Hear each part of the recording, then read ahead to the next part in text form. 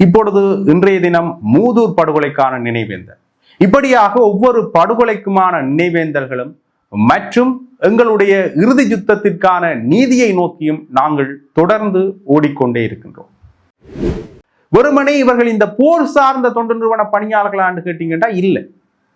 ஒரு பசியை ஒழிக்கின்ற ஒரு அமைப்பில் இருக்கின்ற தொண்டு நிறுவன பணியாளர்களுடைய உயிர் பறிக்கப்பட்டிருக்கின்றது. அவர்கள் முழந்தாளிடப்பட்டு குனிய வைத்து அவர்கள் சுட்டுக் கொல்லப்பட்டிருக்கின்றார்கள். இதுல சீருடை அணிந்த இராணுவத்தினர் சம்பந்தப்பட்டிருக்கின்றார்கள் என்கின்ற விடயங்கள் சர்வதேச அளவிலும் இலங்கை பரப்பிலும் பெரிய அளவுல பேசு பொருளானது. இத்தனை படுகொலைகளுக்குமான நினைவேந்தல்கள் தொடர்ந்து மேற்கொள்ளப்பட்டுக் கொண்டிருக்கிறது. அது தேவையான ஒரு விடயம். நினைவேந்தல்கள் எவ்வளவுக்கு முக்கியமோ அந்த அளவுக்கு நீதியும் முக்கியம் என்பதுதான் பலருடைய கருத்தாக இருக்கின்றது. இனவாதத்தை நாங்கள் பேச மாட்டோம், திணிக்க மாட்டோம் என்று சொன்ன இந்த அரசாங்கம் வந்த பிறகு வந்த ஜெனீவா அமர்வுகளில் என்ன முன்னேற்றத்தை காட்டியது என்கின்ற ஒரு கேள்வி ஒன்று எழுகின்றது. அந்த தென்னிலங்கை பரப்புல நிகழ்ந்த ஒரு விடயத்துக்கு சேனல் 4 காணொளிகளை ஆதாரமாக எடுத்துக்கொள்கின்றவர்கள் ஏன் இந்த இனப்படுகொலை சார்ந்த விடயத்துல சேனல் 4 வெளியிட்ட ஆதாரங்களை ஏற்றுக்கொள்ள இல்லை? ஒரு பக்கத்துல ஒரு சில கட்சியினர் எங்களுடைய நிலைப்பாடுகளை வெளிப்படுத்த வேண்டிய நிலையில அவர்கள் தங்களுடைய கட்சி சார்ந்த நிலைப்பாடுகளை மட்டும்தான் வெளிப்படுத்தி கொண்டிருக்கின்றார்களோ என்கின்ற ஒரு கேள்வி எழுகின்றது. செம்மணி மட்டுமல்லாமல் கொக்கு தொடுவாய், சதோசா மனித புதைகுழி என்று எத்தனையோ மனித புதைகுழிகள் தோண்டப்படுவதும் மூடப்படுவதுமே வழக்கமாக இருக்கின்றன. இந்த அரசாங்கத்திலும் கூட அப்படியான ஒரு செயல்பாடு தான் நிகழும் என்றால் அடுத்த கட்டமான நீதி எந்த வகையில இருக்கும் என்ற ஒரு கேள்வி எழுகின்றது. வணக்கம். இன்றைய தினம் ஆகஸ்ட் மாதம் 4ஆம் தேதி. சுமார் 20 வருடங்களுக்கு முன்பு 2006ஆம் ஆண்டு ஆகஸ்ட் மாதம் 4ஆம் தேதி திருகோணமலையில மூதூர் பிரதேசத்தில் ACF என்கின்ற ஒரு தொண்டு நிறுவனத்தினுடைய பணியாளர்கள் 17 பேர் கொல்லப்படுகின்றார்கள். 4 பெண்கள் உட்பட 17 பேர் கொல்லப்படுகின்றார்கள். உண்மையிலேயே இந்த விடயங்கள் எல்லாம் அன்றைய காலகட்டத்தில் பெரிய அளவில் பேசப்படுகின்றது. இப்பொழுது இதற்கான நீதியை தேடி நாங்கள் ஓடிக்கொண்டிருக்கின்றோம். மூதூர் படுகொலைக்கான நீதி மட்டுமல்ல, தொடர்ந்துமே இதற்கு முன்னர் வல்வை படுகொலைகள் நினைவேந்தல் இடம்பெற்றிருந்தது. இப்பொழுது இன்றைய தினம் மூதூர் படுகொலைக்கான நினைவேந்தல். இப்படியாக ஒவ்வொரு படுகொலைக்குமான நினைவேந்தல்களும் மற்றும் எங்களுடைய இறுதி யுத்தத்திற்கான நீதியை நோக்கியும் நாங்கள் தொடர்ந்து ஓடிக்கொண்டே இருக்கின்றோம். இந்த ஓடுதல் எந்த அளவில் இருக்கின்றது? உண்மையிலேயே ஒரு சர்வதேச நீதி எங்களுக்கு தேவையான ஒரு விடயமாக மாறி இருக்கின்றது. குறிப்பாக பொதுமக்களுடைய படுகொலைகள் சார்ந்து நாங்கள் பேசிக் கொண்டிருக்கின்ற இந்த தருணத்தில் அதற்கான நீதி எவ்வாறு கிடைக்கும் என்கின்ற ஒரு கேள்வி ஒரு பக்கம் இருக்கின்றது. இது இவ்வாறு இருக்க, பிரான்சை தலைமையமாக கொண்டு இயங்குகின்ற ஒரு சர்வதேச தொண்டு நிறுவன பணியாளர்கள், வெறுமனே இவர்கள் இந்த போர் சார்ந்த தொண்டு நிறுவன பணியாளர்களான்னு கேட்டீங்கன்னா இல்லை. ஒரு பசியை ஒழிக்கின்ற ஒரு அமைப்பில் இருக்கின்ற தொண்டு நிறுவன பணியாளர்களுடைய உயிர் பறிக்கப்பட்டிருக்கின்றது. அவர்கள் முழந்தாளிடப்பட்டு குனிய வைத்து அவர்கள் சுட்டுக் கொல்லப்பட்டிருக்கின்றார்கள். இதுல சீருடை அணிந்த இராணுவத்தினர் சம்பந்தப்பட்டிருக்கின்றார்கள் என்கின்ற விடயங்கள் சர்வதேச அளவிலும் இலங்கை பரப்பிலும் பெரிய அளவுல பேசு பொருளானது. குறிப்பாக இந்த தொண்டு நிறுவனத்தில் இருக்கின்ற ஒரு பிரதிநிதி இதற்கான ஆதாரங்கள் என்னிடம் இருக்கின்றன, ஆனால் இதை உள்ளூர் பரப்புல என்னால சமர்ப்பிக்க முடியாது. உள்ளூர் நீதி, அதாவது இலங்கையினுடைய உட்கட்டமைப்பு நீதிதான் கிடைக்கும் என்றால் இதை சமர்ப்பிக்க முடியாது. ஏனென்றால் இதனால் உயிர் அச்சுறுத்தல்கள் ஏற்படுவதற்கான வாய்ப்புகள் இருக்கு. சர்வதேச நீதிமன்றத்துல இந்த விடயம் கொண்டு வரப்படுமாக இருந்தால் உடனடியாக அந்த ஆதாரங்களை சமர்ப்பிப்பதற்கு தயாராக இருக்கின்றேன் என்று அவர் நேரடியாகவே சொல்கின்றார்.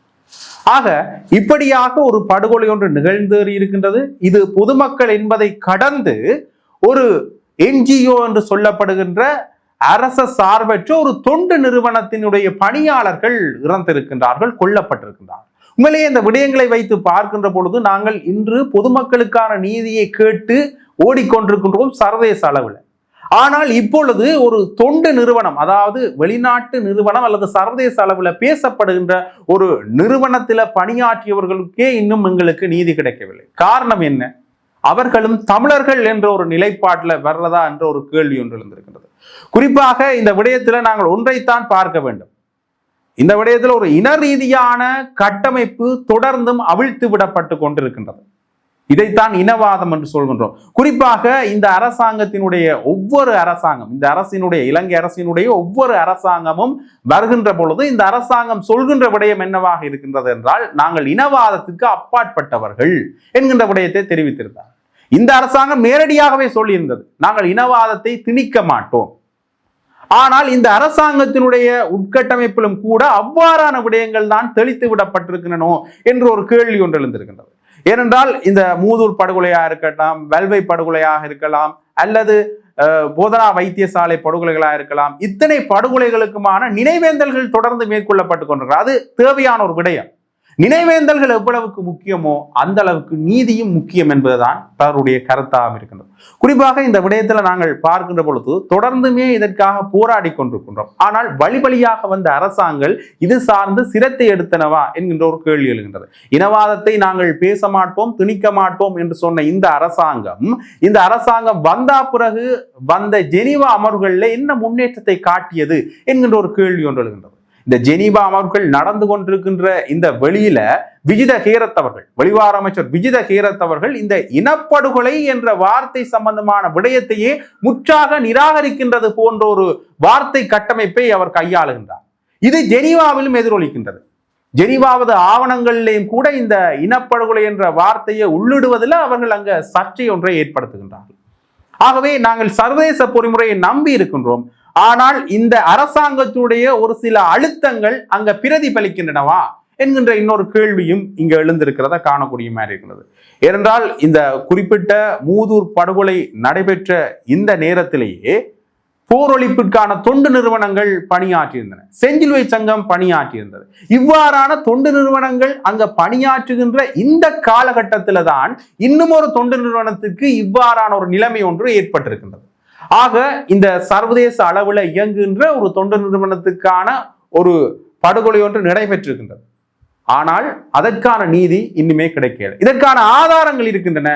ஆனால் அதை சமர்ப்பிப்பதற்கு அந்த தொண்டு நிறுவனத்தினுடைய பிரதிநிதியே பயப்படுகின்றார் என்றால் சாதாரண மக்களுக்கான நீதியை நாங்கள் எந்த அளவில் பெற்றுக்கொள்ளலாம் என்கின்ற ஒரு கேள்வி ஒன்று எழுகின்றது. இது இவ்வாறு கேட்க இந்த உயிர்த்தனார் படுகொலைகள் சம்பந்தமான ஒரு விடயம் பேசுபொருள் ஆகிக்கொண்டிருக்கின்ற இந்த சூழ்நிலையில அசாத் மௌலானா எனப்படுகின்றவர் ஒரு தனியார் தொலைக்காட்சி சேனல் 4 என்கின்ற ஒரு தொலைக்காட்சியில் ஒரு நேர்காணல் ஒன்றை கொடுக்கின்றார். அந்த நேர்காணல் பெரிய அளவு விவாதமாக மாறுகின்றது.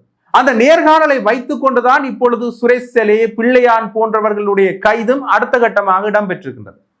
குறிப்பாக பிள்ளையான் அவர்கள் ரவீந்திரநாத் அவர்களுடைய கடத்தி காணாமலாக்கப்பட்ட விடயத்தில் கைது செய்யப்பட்டிருந்தாலும் கூட அடுத்த கட்டமாக அவர் உயிர்த்தனார் தாக்குதல்ல உள்வாங்கப்படுவதற்கு இந்த ஆதாரம் பெரிய அளவுல பார்க்கப்படுகின்றது. இது சேனல் 4 ஒரு தொலைக்காட்சியில வெளியான ஒரு ஆதாரம், ஒரு நேர்காணல்.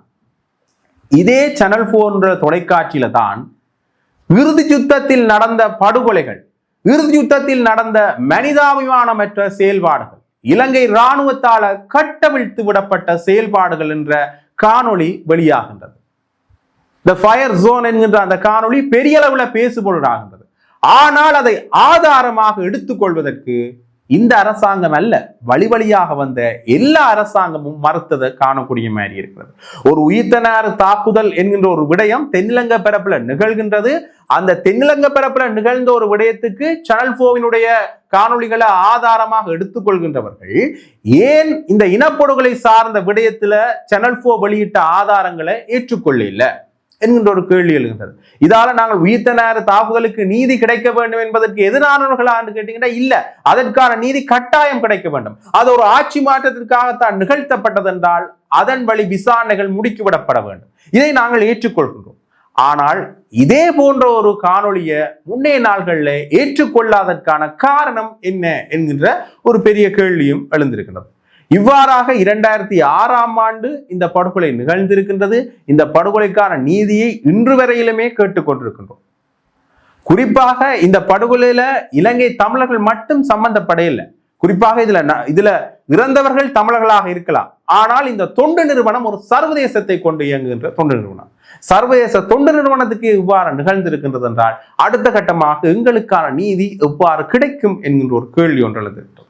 தொடர்ந்துமே இவ்வாறான விடயங்களை வெளி உலகுக்கு பறைசாற்ற வேண்டிய எங்களுடைய தமிழ் கட்சிகள் கூட சரியான முறையில சில விடயங்களை எடுத்து நோக்கினாலும் அடுத்த கட்டமாக இந்த அரசாங்கத்தினுடைய நிலைப்பாடுகள் என்ன என்ற ஒரு கேள்வி ஒன்று எழுகின்றது. குறிப்பாக ஒரு சில கட்சிகள் தங்களுடைய கட்சி அரசியலை இந்த விடயத்துல பிரதிபலிக்கின்றனவோ என்றால், நாங்கள் ஒரு நீதி பொறிமுறைக்கான கட்டமைப்பை உள்நாட்டு நீதி பொறிமுறையிலிருந்து தாண்டி சர்வதேச நீதி பொறிமுறையில கேட்டுக்கொண்டிருக்கின்றோம். ஆனால் தங்களுடைய கட்சி அரசியலை செய்து கொள்வதற்காக இன்றுமே திருகோணமலையில உள்நாட்டு நீதி பொறிமுறையில தான் எங்களுக்கான தீர்வுகள் வேண்டும், எங்களுடைய கட்சி அரசியலுக்கான விடுதலை வேண்டும் என்கின்ற அடிப்படையில அவர்களுடைய நிலைப்பாடுகள் இருக்கின்றது. குறிப்பாக இந்த விடயங்களை எல்லாம் வைத்து பார்க்கின்ற பொழுது ஒரு பக்கத்துல ஒரு சில கட்சியினர் எங்களுடைய நிலைப்பாடுகளை வெளிப்படுத்த வேண்டிய நிலையில அவர்கள் தங்களுடைய கட்சி சார்ந்த நிலைப்பாடுகளை மட்டும்தான் வெளிப்படுத்தி கொண்டிருக்கின்றார்களோ என்கின்ற ஒரு கேள்வி எழுகின்றது. இன்னொரு பக்கத்துல வழியாக வந்த அரசாங்கங்கள் என்ன விடயங்களை எல்லாம் செய்ததோ அதே போன்றதொரு விடயத்தை தான் இந்த அரசாங்கமும் செய்கின்றதா என்கின்ற ஒரு கேள்வி ஒன்று எழுகின்றது. வெறுமனே இந்த படுகொலைகள் மட்டும் நாங்கள் சொல்லிவிட்டு கடந்து போகிற விடயங்கள் அல்ல. குறிப்பாக செம்மணியில் அகழ்ந்தெடுக்கப்பட்ட இந்த என்பிசி திலங்கள், நூற்றுக்கணக்கான என்பிசி திலங்கள், இவையெல்லாம் இனப்படுகொலை நடந்தது என்பதற்கான ஒரு ஆதாரங்கள் தான்.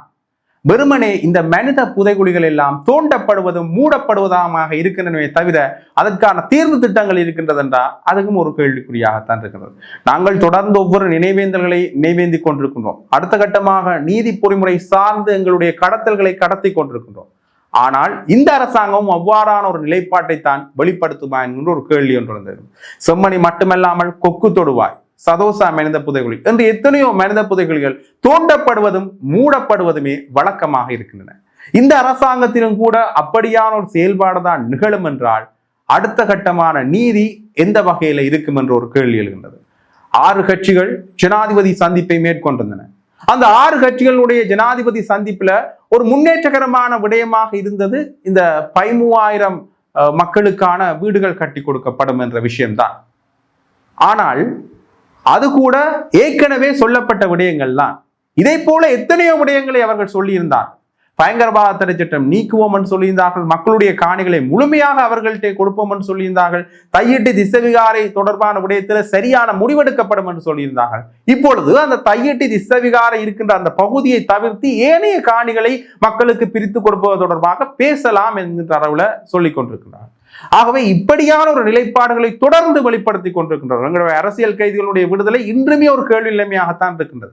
ஆக இப்படியான ஒரு நிலைப்பாடுகளை தொடர்ந்தும் வெளிப்படுத்தி கொண்டிருக்கின்ற இந்த அரசாங்கத்தோட தொடர் பேச்சுவார்த்தைகள் இடம்பெற்றுக் கொண்டிருக்கின்றன.